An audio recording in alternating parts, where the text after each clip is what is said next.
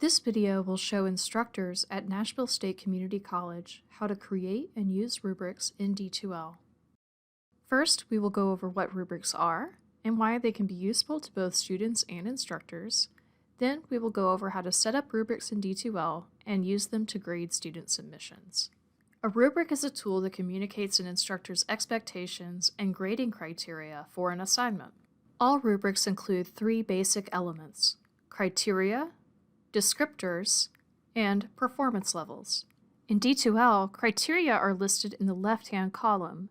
These are the broad categories instructors use to evaluate student work. For example, a rubric for a weekly written assignment might have accuracy of responses, evidence and examples, reasoning and explanation, and compliance and style as criteria for student success.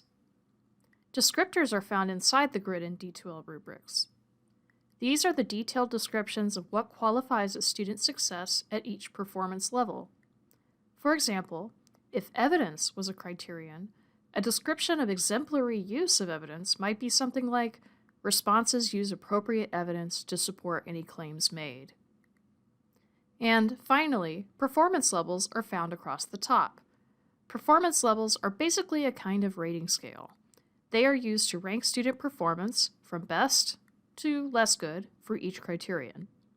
In this example, the possible performance levels are exemplary, proficient, needs work, or insufficient. Why use rubrics? Rubrics can serve as a useful complement to your assignment instructions because they can help to reinforce your requirements for an assignment.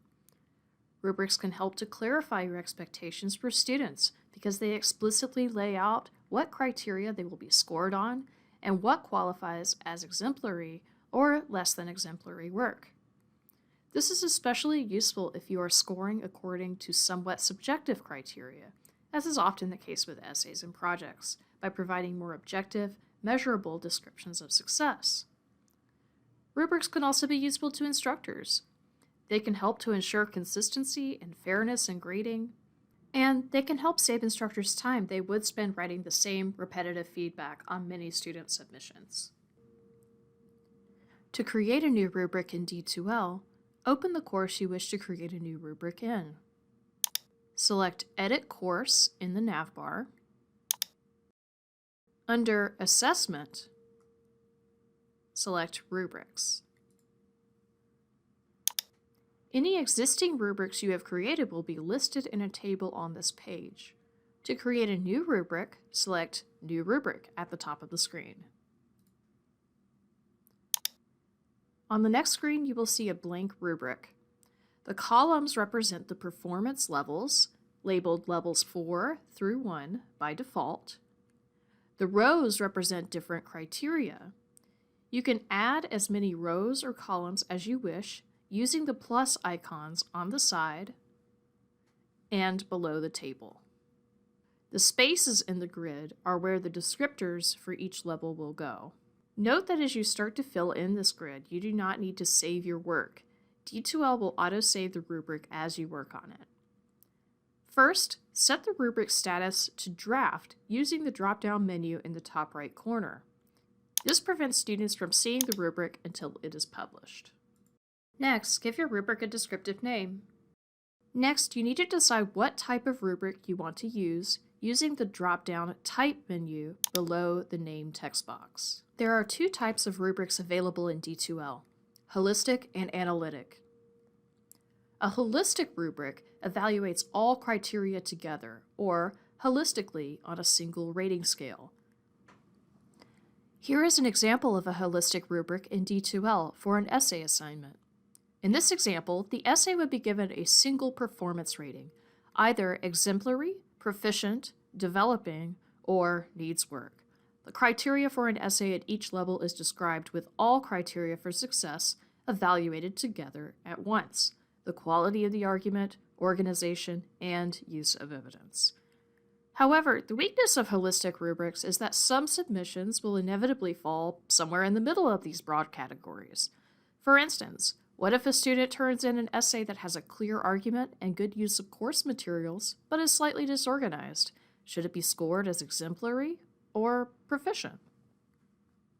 Analytic rubrics do a better job accounting for variations in student work of this kind because they split multiple success criteria apart and evaluate each separately on a scale. In other words, an analytic rubric breaks an assignment into its discrete parts and allows the instructor to judge each of those parts individually. As shown in the example, an analytic rubric looks more like a grid because it can have multiple rows, each corresponding to a different set of criteria. Each set of criteria, in this case, accuracy of responses, evidence and examples, reasoning and explanation, and compliance and style, will each have their own descriptions and their own rating scale. As you can see, the individual components of the assignment are broken down into discrete categories.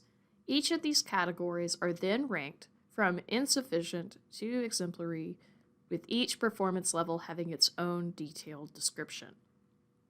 If scored using an analytic rubric, a written response might perform poorly, say, in the category of compliance and style, but still gets some well-deserved points if it provides correct answers and good examples. Analytic rubrics therefore can account for a wider range of variation in student work and provide more detailed targeted feedback than do holistic rubrics. Now, let's go back to our example rubric. Once you have decided on the type of rubric you want to use, you will then need to decide what scoring method you want to use. Holistic rubrics have two scoring options: no score, in which the rubric includes textual feedback only, and percentage, in which the score is calculated based on a percentage. Analytic rubrics have three scoring options: no score, again in which only textual feedback is provided, the default, which is points, in which each column is worth a certain number of points, and then finally, custom points. With custom points, you can customize how many points each criteria is worth.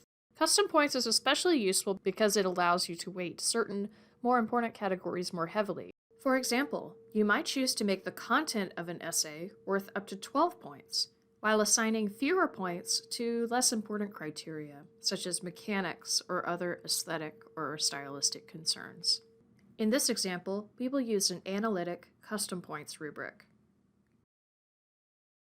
In the row at the top, modify the levels if you wish to describe the possible levels of performance. I prefer to use the descriptive terms exemplary, proficient, needs work, and insufficient. If you want to add additional levels, click the plus sign on either side of the rubric. To delete a column, click the trash can. In the far left column, you can modify your rubric criteria, one criterion per row. To add a new criterion, click Add Criterion at the bottom of the rubric.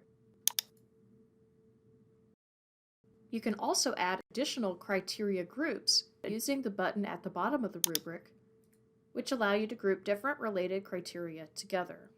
To copy a criterion row into the next one below it, click the three little dots and select Copy Row. To delete a row, select the three little dots and click Delete Row. Next, modify the maximum points that you want to assign for each criterion. For example, if you want accuracy of responses to be worth 12 points, set the points in the highest ranking column to 12. The total possible point value of the assignment will automatically calculate under total based on the max points assigned to each row. Next, add descriptions of what student work will look like at each performance level into the blank boxes in the grid. You also have the option to add initial feedback under each description, which will automatically display for students who achieve that level. Once you have finished adjusting and filling in the rows and columns of your rubric, scroll down to edit the overall score. The overall score is a kind of holistic rubric that accompanies an analytic rubric. It is used to determine the assignment's overall ranking, based on the overall score achieved. These point values do not autofill based on anything you put into the rubric you created above. You are able to customize how you want to label overall levels of achievement and the number of points required to achieve each level. For example, if you have 5 level columns, you can very easily rename these to be A, B, C, D, and F, Then, determine how many points out of the total possible qualify as an A-level assignment. If the total possible points in the rubric above was 100, perhaps you want students to score at least 90 to reach the level of A, 80 to receive a B, and so on. You're not limited by this letter grade style of scoring, though. If you want to use the same performance levels as above, like exemplary, proficient, etc., you can, and also assign the appropriate points threshold to each. At the bottom of the Edit Rubric page, you finally have a collapsed Options menu. Under Options, you can set Rubric Visibility. This determines whether the rubric is visible to students, hidden from students, or hidden from students until feedback is published. You can also hide scores from students. You can also add a description to the rubric for your own purposes. When you are done setting all options for your rubric, scroll back up to the top of the page and set the rubric from Draft to Published. To attach a rubric to an assignment Dropbox submission, first go to the Assignment Dropbox page. Next, select the drop-down arrow next to an assignment and select Edit Folder. Scroll down to the section called Rubrics. Select Add Rubric. Check the box next to the desired rubric and then Add Selected. The rubric will appear listed below the Add Rubric button. The process for adding a rubric to a discussion topic is virtually identical. First, go to the Discussions page. Select the drop-down arrow next to the discussion and then Edit Topic. Next, go to the Assessment tab. Go down to the Rubric section and then select Add Rubric. Check the rubric in the list and then Add Selected. The rubric will now be attached to the discussion and appear below the Add Rubric button. To grade an assignment using a rubric, first open a student submission. If a rubric is attached, it will display in the right-hand pane next to the student submission. In the new evaluation experience, instructors can view a student's discussion or assignment Dropbox submission in the left pane of the screen and grade by clicking the rubric score on the right side of the screen. The rubric will automatically calculate the total and overall score received based on the criteria selected, though you may manually override the score. You can also add feedback under each individual rubric criteria to explain further why the student received the score that they did, as well as overall feedback for the whole assignment in the larger text box below. Still have questions about using rubrics for D2L? Feel free to contact the Office of Online Learning for more information or to schedule an individual consultation.